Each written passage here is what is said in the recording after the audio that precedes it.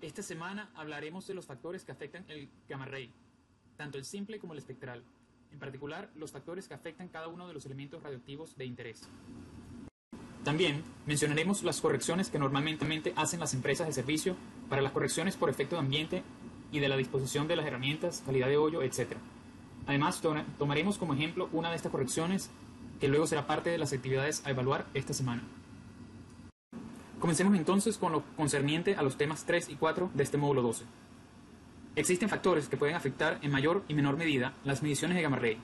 Estas pueden ser intrínsecas de las formaciones o por factores correspondientes al pozo. Las causas más comunes de errores en mediciones, no solo de gamma ray, sino también de otros registros, podrían resumirse en falta de calibración de las herramientas, errores de escalamiento de los perfiles, evolución y cambios en las herramientas, problemas al aplicar correcciones ambientales, cambios no documentados del ambiente de perfilaje, fallas de funcionamiento de las herramientas, entre otros. Un factor particular de las mediciones de rayos gamma emitidos por una formación es que, en parte, dependerá de qué tan radioactiva sea y también la densidad de dicha formación. Esto se debe al efecto de dispersión de Compton, que indica que, cuanto mayor sea la densidad de una formación, mayor será la dispersión y, por lo tanto, menor la radiación medida, ya que se asume que la densidad de la formación está cercanamente relacionada a una alta densidad de electrones. También existen otros factores como son la velocidad de las mediciones y la constante de tiempo de la herramienta de rayos gamma, así como la temperatura en el hoyo. Además, la densidad y tipo de lodo de perforación pueden afectar las mediciones, así como la ubicación de la herramienta dentro del hoyo, si está centrada o se presenta contra la pared. En un hoyo revestido, la respuesta de las herramientas también depende de las características del casing y el tipo de cemento y los espesores y densidades de estos. Por su parte, si lo que se desea es realizar una interpretación cualitativa, el efecto del entorno del pozo, dado por los efectos de lodo, cemento y revestimiento del mismo, pueden obviarse, ya que la interpretación se basa en el análisis de la variación relativa de una zona a otra, y porque las condiciones del pozo que afectan el rayo gamma permanecerán prácticamente sin cambios en las secciones largas de los mismos. Para la interpretación cuantitativa, deben tenerse en cuenta y corregir, en la medida de lo posible, el impacto del entorno del pozo y los otros efectos ambientales en las mediciones de gamma ray, ya que lo que se busca es cuantificar las diferencias y variaciones geológicas de las formaciones. Parte de los puntos a considerar sobre las mediciones de emisión natural de rayos gamma es la profundidad de estudio de estas herramientas. Ryder menciona que para la herramienta simple de rayos gamma, la forma de la zona de medición de las radiaciones es generalmente pequeña y difícil de precisar. Una guía aproximada del volumen de investigación puede considerarse aproximadamente 20 centímetros verticalmente por encima y por debajo del detector y 10 centímetros radialmente. Debido a la dispersión de Compton, este volumen variará con la densidad de deformación, por lo que el volumen de investigación será más pequeño en formaciones más densas. La sonda puede combinarse con muchas herramientas, por lo que se correrá centrada en el pozo cuando se empareje con herramientas sónicas y de resistividad, o contra la pared del pozo cuando es emparejada con herramientas de densidad y neutrones. De nuevo, debido a la dispersión de Compton, en el lodo de perforación, el registro medido contra la pared del pozo con contacto directo a la formación siempre mostrará una lectura más alta y de una mayor amplitud que la versión centrada en el pozo. Debido a que las radiaciones gamma son eventos discretos y, como se describió anteriormente, se miden en las herramientas de rayos gamma gracias a un contador, a una tasa de conteo determinada, existen por lo tanto obvias restricciones en las velocidades en que se puede medir el registro. La herramienta cuenta las radiaciones durante un periodo de tiempo fijo llamado constante de tiempo. Debido a que el número de emisiones individuales no es alto, para tener un conteo lo más grande como sea posible, la constante de tiempo debe ser relativamente larga. Sin embargo, dado que la herramienta se mueve constantemente, una constante de tiempo demasiado larga esencialmente borrará los límites de capa y mezclará varias letologías. Con una herramienta que se mueve rápidamente, la roca que se cuenta al comienzo de una constante de tiempo larga no será la misma que se cuente al final. En la imagen a la derecha vemos como referencia el registro de DCP en el primer track y en el segundo track dos registros de gamma ray para la misma profundidad corridos a diferentes velocidades. Note que el gamma ray a la derecha de la imagen fue el corrido a una mayor velocidad, por lo que existe un factor de suavizado y una menor resolución al compararlo con el registro a su izquierda, corrido a la velocidad óptima de la constante de tiempo de la herramienta. En términos prácticos, el compromiso es que la herramienta de rayos gamma simple no debe viajar más de 30 centímetros en la constante de tiempo que dependerá de la herramienta utilizada. Las herramientas actuales poseen métodos modernos de lectura que permiten promediar las mediciones para ajustar por velocidades incorrectas. Existen otros métodos para la medición de la emisión natural de rayos gamma en formaciones, pero se ha demostrado que el contador de centelleo es el instrumento más adecuado para la detección de radiación. El contador de centelleo se caracteriza por una reacción rápida y una alta eficiencia de detección, entre 50 a 60%. Estas características le permiten detectar capas delgadas y también detectar energías gamma, haciendo posible la espectrometría necesaria para el análisis de gamma ray espectral. Sin embargo, la eficiencia del centelleo de los cristales varía por la temperatura, así como la ganancia del fotomultiplicador también es una función de la temperatura dentro de la herramienta. Incluso siguiendo restricciones de velocidad de medición y control de temperatura, la repetitividad del registro de rayos gamma en las variaciones pequeñas, es decir, en los detalles, es pobre. Esto es causado por una combinación del método de registro, el método de cálculo de gamma ray total y la variación estadística natural de las emisiones de rayos gamma.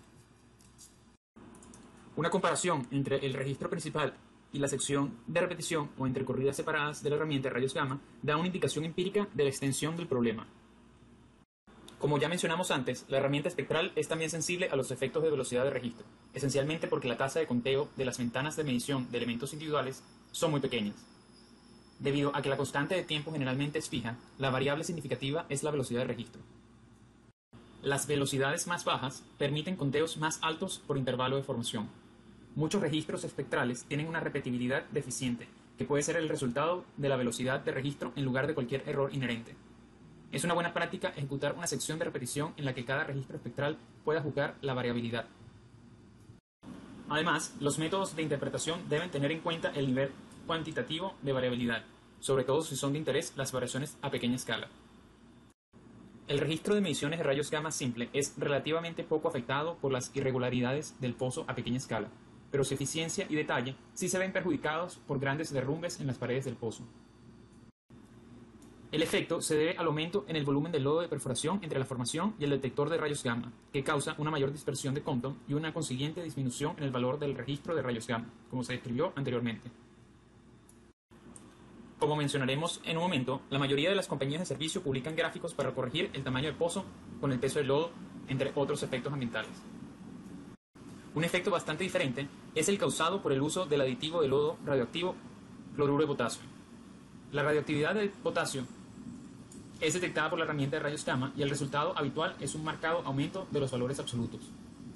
A veces se propone que esto es simplemente un cambio de línea de base, porque el volumen del lodo a través del pozo es relativamente constante, por lo que solo habrá un aumento general constante y los cambios de amplitud relativa no se verán afectados. Sin embargo, esto no es siempre el caso, especialmente cuando hay una invasión y el lodo rico en cloruro de potasio entra en la formación. Tal situación hará que una formación porosa, que haya sido invadida por el lodo, muestre una lectura de rayos gamma anormalmente alta. Además, se necesitaría un pozo con suficiente certidumbre y sin muchas variaciones geológicas de fase que sirva de referencia para poder calibrar dicho desplazamiento de amplitudes absolutas de gamma ray. El registro de rayos gamma espectral se corre cercano a la pared del pozo para reducir los efectos ambientales que ocurren cuando una herramienta está centrada. La imagen de arriba a la derecha muestra una comparación del registro de rayos gamma de una herramienta centrada en el hoyo y otra contra la pared del mismo. La herramienta contra la pared del hoyo muestra valores más altos y una mayor sensibilidad a las emisiones de rayos gamma naturales. Como mencionamos anteriormente, habrá también que corregir las herramientas que miden gamma ray espectral dependiendo de las condiciones de medición, peso del lodo, diámetro del hoyo, tipo de herramienta, etc. Sin embargo, esto no limita por completo los efectos del lodo, ya que el registro de gamma ray espectral puede también verse afectado por los aditivos de lodo como son la varita y el cloruro de potasio. Los efectos varían según la compañía de servicios y los algoritmos utilizados para obtener las abundancias de los elementos radioactivos. Si solo se usan las tres ventanas alrededor de los picos de emisión de rayos gamma de alta energía para descifrar la contribución de cada elemento radioactivo al espectro de radioactividad total medido por la herramienta, como lo describimos en el primer tema, la varita suele tener poco efecto en las mediciones totales. Por otro lado, si se utiliza la parte más baja de la energía del espectro de rayos gamma, el efecto de la varita en esta sección del espectro provoca un aumento en el torio y una disminución en el uranio. Por su parte, el cloruro de potasio provoca un aumento en la medición del elemento potasio, pero también una disminución del elemento uranio. En las siguientes láminas hablaremos sobre los factores físico-químicos y geológicos que controlan la presencia de los elementos radioactivos que son de interés para la medición de gamma ray espectral. El potasio es químicamente activo y volumétricamente común en las rocas. Generalmente se combina químicamente. En los minerales arcillosos, por ejemplo, e invariablemente su isótopo radioactivo, ocurre en la estructura de silicato de arcilla. En evaporitas se presenta químicamente como sal y en minerales formadores de roca como feldespatos. También se combina químicamente en la estructura del silicato. Por lo tanto, la presencia del potasio puede considerarse común en términos de composición química en minerales y rocas, por lo que su contribución es importante a la radioactividad total en estas. El contenido de potasio de las especies minerales de arcilla varía considerablemente.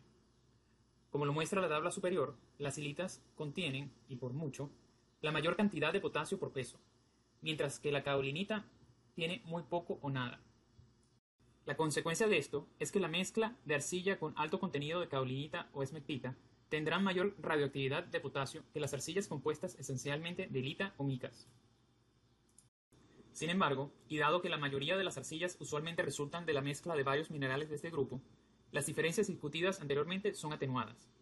Luego, la lutita promedio tiene un contenido de potasio de aproximadamente del 2 al 3.5%. La tabla inferior izquierda muestra cómo el potasio está presente en muchos minerales formadores de roca, además de las micas o minerales arcillosos. Los más importantes siendo los feldespatos. La microclina contiene aproximadamente un 16% de potasio en peso y la ortoclasa aproximadamente un 14%. Tales porcentajes hacen que los feldespatos sean relativamente altamente radioactivos. Los sedimentos feldespáticos pueden, por lo tanto, detectarse por su radioactividad. La tabla inferior derecha muestra que el potasio se encuentra en algunas de las evaporitas que ocurren con menos frecuencia, pero en cantidades suficientes para tener un efecto importante sobre la radioactividad. En estas sales hay entre un 10% y un 50% de potasio en peso. Para tener una idea del impacto de esto en la respuesta del gamma ray, consideremos de nuevo que las lutitas promedio contienen solo del 2% al 3.5% de potasio, por lo que es comprensible la alta radioactividad de estas evaporitas con alto porcentaje de potasio en peso. Las rocas ígneas ácidas contienen un promedio de 4.65 partes por millón de uranio y son la principal fuente original del elemento. El uranio forma sales solubles, especialmente en forma de uranilo, siendo estable en condiciones oxidantes, y como el óxido, ion de uranilo, se transporta en agua de río que contiene en promedio 0.6 microgramos sobre mililitro de uranio en solución. Sin embargo, se cree que la mayor parte del uranio en los ríos, alrededor de un 90%, se transporta adherido a partículas de arcilla y no en solución. Esto se sugiere porque los sedimentos fluviales en suspensión contienen aproximadamente 3 partes por millón de uranio, mientras que los sedimentos del lecho tienen valores mucho más bajos. En comparación, el agua de mar, en promedio, contiene alrededor de 3 partes por billón de uranio disuelto. Según Serra, desde el río o especialmente el agua del mar, el uranio pasa a los sedimentos en 3 formas principales. Precipitación química en ambientes ácidos reductores. Las condiciones extremadamente ácidas y reductoras necesarias para la precipitación química directa del uranio se encuentran en pocos entornos naturales. Sin embargo, ocurren en aguas estancadas y anóxicas, con tasas relativamente lentas de depositación de sedimentos, que típicamente producen lutitas negras. Los valores de radiación gamma de las famosas lutitas calientes o hot shells del Jurásico del Mar del Norte son las típicas lutitas negras y poseen un alto contenido de uranio que probablemente fueron precipitados químicamente. Probablemente, una forma más común de introducir uranio en los sedimentos sea la asociación con materia orgánica. Se ha establecido experimentalmente que el material carbonoso puede extraer uranio de la solución de manera muy eficiente, especialmente en el rango de pH de 3.5 o 6, considerado ácido. Las lutitas ricas en materia orgánica, a menudo, pero no siempre, contienen grandes cantidades de uranio semigenético, es decir, extraídos localmente, en cuyo caso se asocian con valores muy altos de rayos gamma. Hay algunas teorías sobre los orígenes de estas coocurrencias, pero empíricamente la presencia constante de materia orgánica en las lutitas sugiere que el uranio absorbido por la materia orgánica es un contribuyente importante a la radioactividad general de las lutitas. Finalmente, la tercera teoría asocia la presencia de uranio en sedimentos gracias a una reacción química en fosforitas, es decir, rocas ricas en fosfato. El uranio presente en las rocas fosfáticas es generalmente singénico y se encuentra dentro de los fosfatos. Las condiciones químicas correctas para este tipo de reacción pueden ser muy localizadas, como la que existen en los suelos duros. En general, el uranio se comporta como un constituyente independiente en las rocas, es decir, no se combina químicamente en las moléculas principales de ésta, como lo hace el potasio, sino que se asocia libremente con componentes secundarios. Por esta razón, tiene una distribución muy heterogénea en sedimentos. Además, su solubilidad continúa incluso en el subsuelo, que es una función de su adherencia suelta, lo que hace susceptible a la lixiviación y redepositación, haciendo que su distribución sea aún más irregular. En los registros, el uranio normalmente se muestra mediante picos altos e irregulares que corresponden a su desigual distribución. Debido a los requisitos inusuales de su depositación original, estos picos están asociados con entornos inusuales, como los que se encuentran en secuencias condensadas o en discordancias. Como el uranio, el torio tiene su origen principalmente en rocas ígneas ácidas e intermedias. Sin embargo, es extremadamente estable y, a diferencia del uranio, no se disuelve. Por esta razón, se encuentra en suelos residuales ricos en bauxitas, aunque existe la posibilidad de que el torio se absorba en los minerales arcillosos. Generalmente se transporta a sitios de depositación de sedimentos como granos detríticos en fracción arcillosa. Estos son de minerales pesados como el zircón, dorita, monarcita, epidota y esfena, que son todos muy estables. Debido a su naturaleza detrítica y al transporte de corriente en la fracción del tamaño de grano arcilla, el torio muestra afinidad por los minerales arcillosos terrestres. Por ejemplo, muestra una mayor concentración en caolinitas, que son de origen terrestre, comparado con las glauconitas de origen marino. Sin embargo, y a pesar de su falta de solubilidad, el torio se distribuye amplia y relativamente uniformemente en los sedimentos. Tanto es así que en las lutitas se utiliza como el nivel base a partir del cual se mide la abundancia relativa del resto de los elementos radioactivos, especialmente el uranio.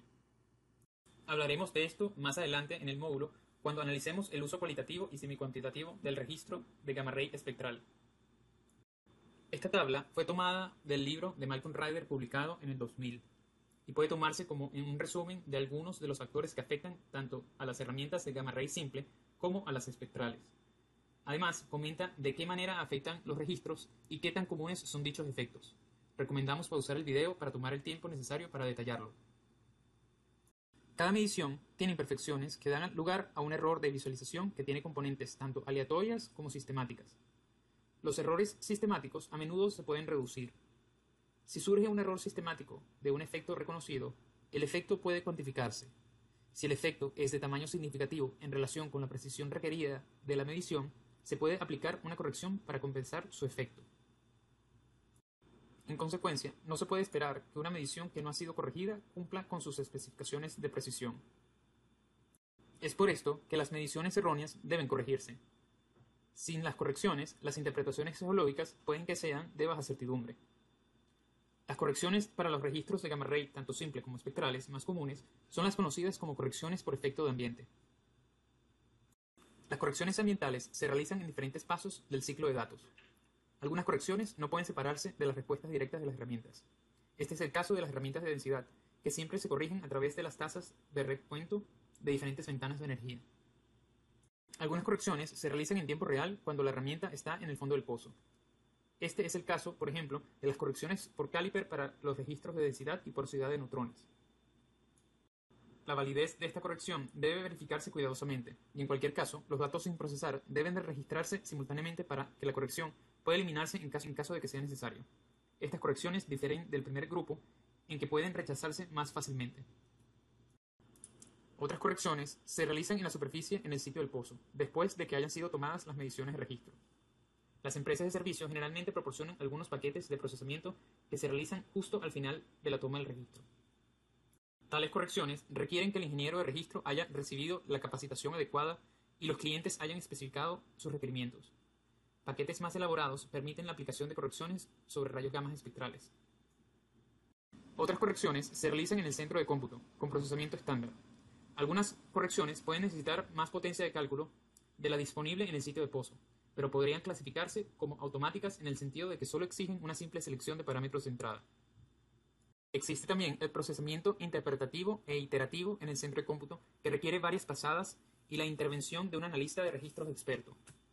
A veces es necesario asumir un modelo de formación, calcular los registros asociados con este modelo, comparar dicho modelo con la formación real del registro y volver a intentarlo hasta encontrar una coincidencia aceptable. Este ejercicio consume una gran potencia informática y requiere un alto nivel de experiencia. Finalmente, una corrección importante es la del modelado intensivo necesario para tener en cuenta la combinación de los efectos ambientales. Tales correcciones pueden requerir un conocimiento profundo del código para permitir modificaciones de software. Ya no son trabajo de rutina y pertenecen a la clase de proyectos especiales. En algunos casos, se requiere una evaluación de la formación antes de que se pueda implementar una corrección adecuada, ya que se necesitan algunas iteraciones para asegurar correcciones ambientales completas antes de la evaluación de la formación final.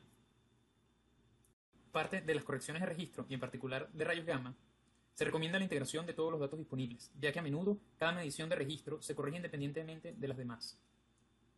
Por ejemplo, el índice fotoeléctrico de la herramienta de densidad espectral no se usa usualmente para corregir el efecto de varita en la herramienta espectral de rayos gamma naturales, aunque la curva fotoeléctrica es sensible al contenido de varita.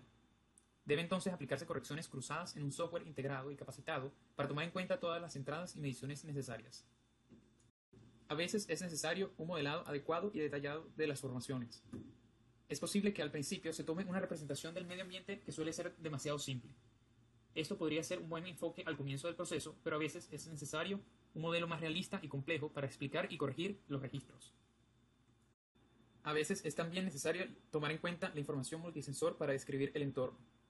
Cuando un dispositivo de registro incluye una gran cantidad de transmisores y receptores que escanean la misma formación en forma simultánea, se produce cierta sensibilidad al entorno. Esta redundancia se puede utilizar para corregir el entorno sin medir su característica cuantitativamente. Como mencionamos anteriormente, cada compañía de servicio provee cartas de corrección exclusivo para sus herramientas. Usualmente, las empresas de servicio serán las que harán estas correcciones. Sin embargo, pensamos que es útil mencionar y analizar algunas de estas correcciones. Estas modificaciones y correcciones tomarán en cuenta los efectos mencionados anteriormente, como lo son el tamaño de hoyo, peso del lodo, si la herramienta está centrada o no en el pozo, etc. Como vimos antes, todos estos factores pueden afectar las mediciones de rayos gamma naturales de las formaciones y no serán las mediciones correctas, por lo que las interpretaciones y análisis también estarán errados. Tomaremos, por ejemplo, este diagrama para la corrección de rayos gamma para el tamaño de pozo y el peso del lodo de varita. Este cuadro semilogarítmico a la derecha proporciona un factor de corrección para los valores medidos de formación de rayos gamma en unidades API. El eje X es un parámetro T que se consigue utilizando los datos de peso del lodo, diámetro de hoyo y diámetro de la herramienta. Luego, sabiendo dicho diámetro de la herramienta y si la herramienta fue de tipo centrada o no, es posible conseguir el valor en el eje Y como un factor de corrección. Utilicemos un ejemplo donde sustituyendo en la ecuación tenemos que T será igual a 15.8. Buscaremos entonces el valor de T en el eje X y sabiendo que la herramienta es de 3/3 y centrada en el hoyo, encontraremos que el factor de corrección será de 1.6. Por lo que multiplicaremos la medición original de 36 API por este valor y obtendremos un valor de gamma ray más alto. Podemos ver entonces que la mayoría de las mediciones serán aumentadas por el efecto del peso del lodo, diámetro del pozo y diámetro de la herramienta, a valores por encima de 1.0 para el factor de corrección.